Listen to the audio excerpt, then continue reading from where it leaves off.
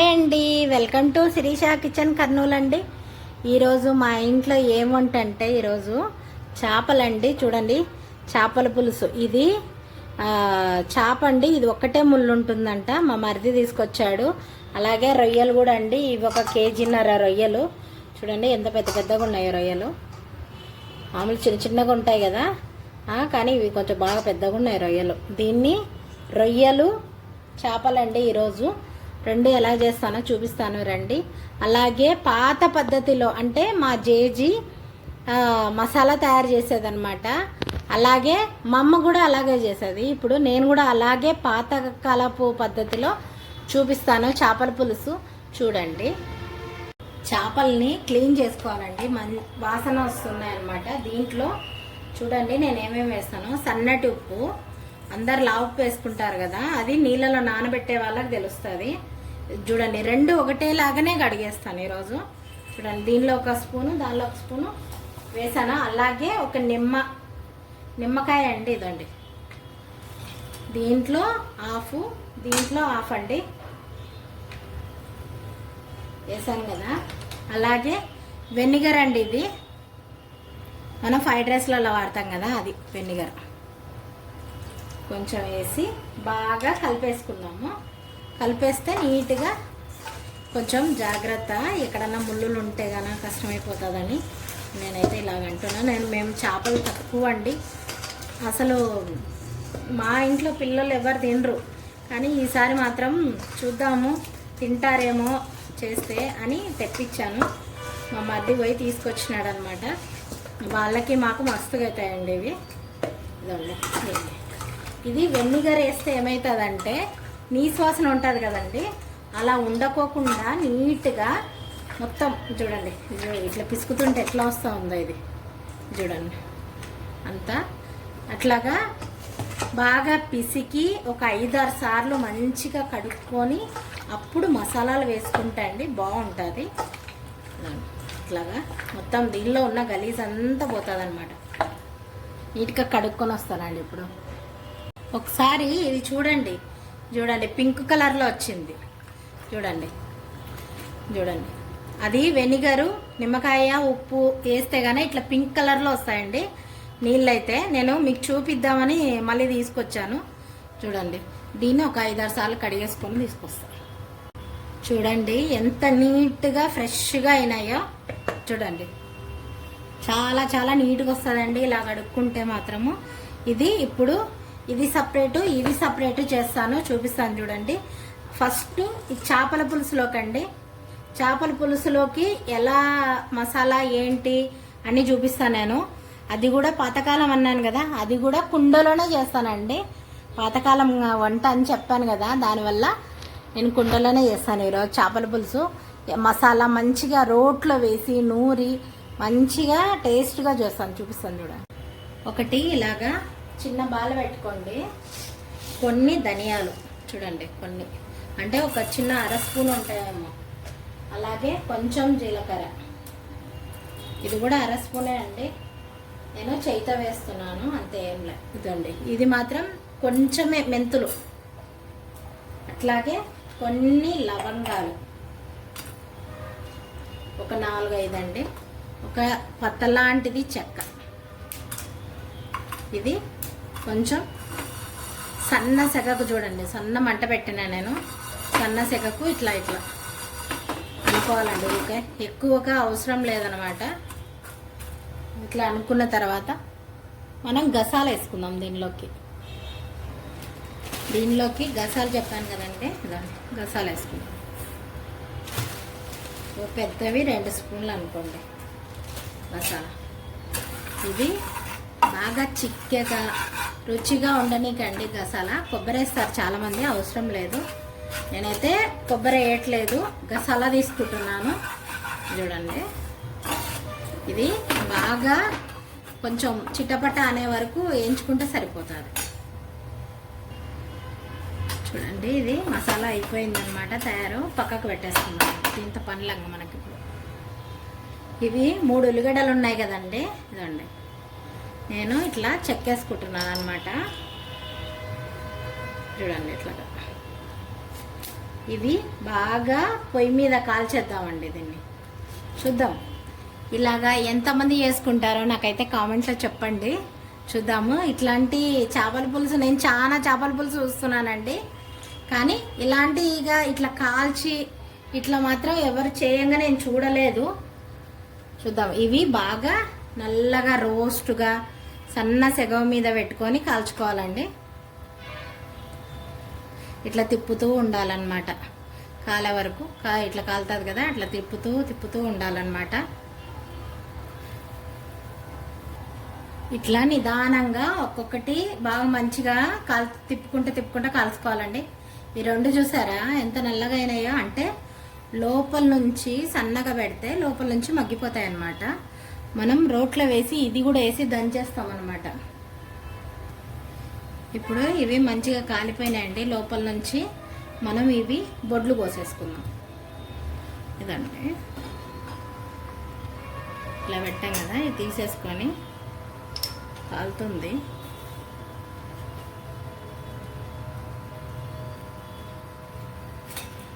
ఒక్కటి తీసుకొని అవతల యువతల బొడ్డు ఉంటాయి కదా, ఆ బొడ్డు ఒక్కటి క్లీన్ చేసేసుకొని ఇంకా దాంట్లో రోట్లో వేసుకోవాలన్నమాట. రోట్లో వేసుకొని దంచేసుకోవచ్చు. దీని మీద పొట్టు ఏం అవసరం లేదు, ఊకెట్లా అంటే వెళ్ళిపోతుందండి. ఈ ముందుది కూడా అవసరం లేదు, జస్ట్ ఇంతే. వెనక్ సైడ్ బొడ్డు ఉంటుంది కదా, అది. దీళ్ళకి పొట్టు లేదండి ఎక్కువ, ఒక్క లేయర్ మాత్రమే పెట్టుకోయినా నేను. అట్లా అంటే ఇదో అవుతున్నాయి చూడండి. మనం ఇట్లాగే దంచుకుంటేనే ఈ కాలిన దాంట్లోనే ఈ వాసన వేరే వస్తుందండి, చాలా బాగుంటుంది. ఇదండి మసాలా నూరుకోనికే ఉల్లిగడ్డలు అన్నీ వేయించుకునేటివి, కొంచెం అల్లము, ఎల్లిపాయలండి ఒక 6 ఎల్లిపాయలు. ఇదండి కొంచెం చింతపులుసు నానబెట్టుకున్నా నేను. కొంచెం దీనిలో నూరేటప్పుడు వేసుకోనికే వస్తుందని ఇక్కడ పెట్టుకున్నాను.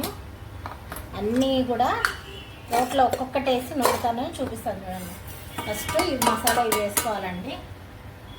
ఇవి వేసుకొని మనం బాగా మెత్తగా నూరుకోవాలన్నమాట. ఇది రోట్లో కాకుండా ఇంకా ఇంకోలాగా కూడా చేయొచ్చండి చేపల పులుసు. ఎట్లా అంటే ఇప్పుడు ఇవి కాల్చుకున్నాం కదా, ఇవన్నీ మిక్సీకి వేసుకొని మనం గుత్తొంకాయ కూరకి వేసుకుంటాం చూడండి. కారం, ఉప్పు, ధనియాల పొడి, అవన్నీ అల్లం వెల్లుల్లి పేస్టు అవన్నీ కూడా అట్లా మిక్సీకి వేసి ఒకటేసారి ఇది వేయచ్చు అనమాట. కానీ ఇది మధ్యేసి ఇలా చేస్తుండే అనమాట. ఇంకా ఇవన్నీ నూరిన తర్వాత అప్పుడు నూనెలో ఇవి వేసి తర్వాత కారం, ఉప్పు, ధనియాల పొడి అది వేస్తుండే. ఇంకా ఒక్కొక్కరు ఒకలాగా చేస్తారండి. మా జేజ్ మాత్రం ఇట్లాగే చేస్తుంది అనమాట. ఇప్పుడు ఇది మెత్తగా అయిందండి. ఇప్పుడు అల్లము, ఎల్లిపాయలు వేసేసుకున్నాం. ఇవి కొంచెం మెదగవండి, అందుకని ముందే ఇట్లా అవి వేసిన తర్వాత కొంచెం జారిపోతాయి అనమాట ఉల్లిగడ్డలు వేసినాక. అందుకని నేను ముందే ఇట్లా వేసుకొని దంచేసుకుంటున్నాను. ఇప్పుడు ఉల్లిగడ్డలు వేసేసుకున్నామండి. చూడండి అట్లాగే వేసుకుంటున్నాను నేను. ఒక్కొక్కటి వేసుకొని దంచుకున్నాను. ఇది కాల్చినది కదండి, అసలు చేపల పులుసు మంచి వాసన, అసలు ఎంత చిక్కదనం వస్తుంది. మసాలా వేసాం కదా మనము, అది చిక్కదనం అండి. ఇంకా రుచి చెప్పాల్సిన అవసరమే లేదు, మీకు ఇదివరకే అర్థం కావాలి. ఎందుకంటే నేను ఇట్లాగా ఉల్లిగడ్డ దంచి ఇది మంచి మన ఏంగా బొగ్గులు అట్లాగా ఉంటే కానండి బాగా కాల్చుకోవచ్చు. ఇంకా లోపల నుంచి మంచిగా రుచిగా ఉంటుంది అన్నమాట.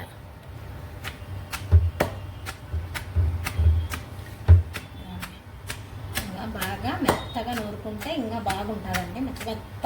మెత్తగా ఇట్లా జారిపోయేటట్టుగా ఉండాలన్నమాట. ఇది కొంచెం టైం పడుతుంది రుబ్బుకోనిక.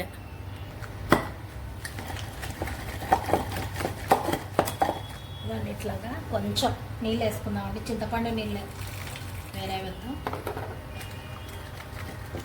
మనకి కొంచెం లూజ్గా చూడండి, ఇంకా కొంచెం అక్కడక్కడ ఉల్లిగడ్డలు ఉన్నాయన్నమాట. ఇది ఉండే పర్వాలేదు, తర్వాతలో మనం వేయగానే కరిగిపోతాయి అన్నమాట.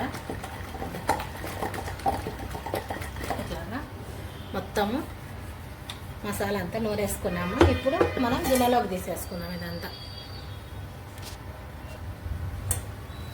ఇది చాలా బాగుంటుందండి మసాలా. ఇదండి కొంచెం ఉల్లిగడ్డలు ఉన్నాయి. కాకపోతే మనం అల్లం వెల్లుల్లి మాత్రం మంచిగా మెత్తగా నూరే వరకు వేసుకుంటే రుబ్బుకోవాలన్నమాట. ఇదండి ఇది చింతపండు పులుసు దానిలో వేసుకుందాము. దీనిలో కొంచెం నీళ్ళు వేసి కూడా దీనిలోకి కలుపుకున్నామండి. ఇదంతా కావాలి మనకి, మసాలా అవసరం పడుతుంది. ఇది ఎత్తుకుందాం. ఇదిగోండి నేను ఈరోజు కుండలోనే చేయబోతున్నానండి. చూడండి ఇది వెడల్పుగా ఉంది కుండ. మనకి చిన్న కుండ అయితే గాన పనికిరాదనమాట, చిట్లిపోతాయి కలిపేటప్పుడు మనం ఇట్లా అనేటప్పుడు. ఇప్పుడైతే కానీ ఇది ఒక వెడల్పు కుండ పెట్టాను నేను. ఇది కుండ వేడి కాగానే నూనె పోస్తానండి. మామూలుగా చేపల కూరకి చేపలల్లో నూనె ఉంటుంది అని అంటారండి, కానీ అదంతా ఏం కాదు, ఉండొచ్చేమో కానీ మనకైతే చేపల కూరకు మాత్రం నూనె బాగానే పడుతుందండి.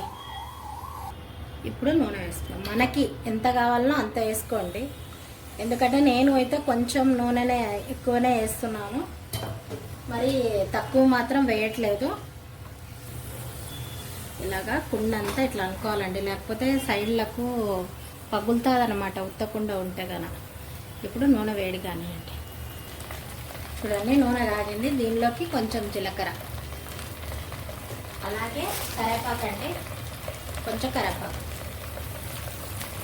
ఇదండి 4 పచ్చిమిర్చి ఇలా చీల్చుకోవాలండి, చీల్చుకొని వెళ్ళేసేస్తాం. ఇది వేడిగా కొంచెం వేగించుకోవాలన్నమాట. ఇప్పుడు నూరుకున్నాం కదా, ఈ మసాలా వేసేద్దాం. ఇది కొంచెం వేగాలన్నమాట, పచ్చివాసన ఏమన్నా ఉంటే ఉల్లిగడ్డ ఇట్లాగా పచ్చివాసన అంతా పోతుంది. ఇట్లాగా ఇట్లా కొంచెం వేగనియండి. అంతలోపే ఇది చింతపండు ఉంది కదండి, అది పిసుకుందాం అనమాట. చూడండి కొత్త ఉడుకుతుంది అనమాట. ఇది ఇట్లా వేగిపోతా ఉంది మసాలా. ఇప్పుడు మనం దీనిలోకి కారం, ఉప్పు అన్నీ వేసేసుకుందాం. పసుపు వేసుకుందామండి, ఒక 1/2 స్పూన్ పసుపు. కారం బాగానే, అంటే జొన్న రొట్టెలోకి అన్నంలోకి అంటే కొంచెం కారం పడుతుందండి. ఇదండి ఈరోజు నేను దీనిలోకి జొన్న రొట్టె చేసుకుంటున్నానండి, చాలా బాగుంటుంది పులుసులోకి మనకి. ఇది ఇంకా సద్దిగా అయితే చాలా బాగుంటుందండి. అలాగే 1 స్పూను ఉప్పు వేసుకున్నాను. కొంచెం ఇట్లాగా వేగనిచ్చేద్దాం కారం ఉప్పు అంతగా, ఎందుకంటే దీనిలో ఇది మసాలా ఒక్కటే అండి, ఉడికేది టైం పడుతుంది చేసుకోవడానికి. చేపలు వేసిన 10 నిమిషాలకే చేపల కూర అయిపోతుంది. ఇదండి ఎంత బాగా ఉడుకుతుంటేనే మంచి వాసన వస్తుందండి. ఇది మగ్గుతుంటేనే మనం అనుకుంటాం కదా, ఎప్పుడన్నా మనం వంటలు చేసేటప్పుడు వాసన వచ్చిందంటే అబ్బా ఈరోజు కూర చాలా బాగుంటుంది అనుకుంటాం మనం. అలాగే ఇది మంచి వాసన వస్తుందండి. చూడండి ఇది కొంచెం పచ్చి వాసన పోయేట వరకు వేయించుకోవాలి. ఇట్లాగా కింద అడుగంటకోకుండా ఇట్లా కలుపుతూ ఉండాలి. ఇప్పుడు చింతపండు పులుసు పోసేసుకున్నాం అండి. ఇదండి చింతపండు పులుసు. దీంట్లో ఇప్పుడు మనం ఉప్పు కారం అన్నీ సరిపోయినాయో లేదో అవన్నీ చూసేసుకున్నాం, ఇప్పుడే చూసేసుకున్నాం.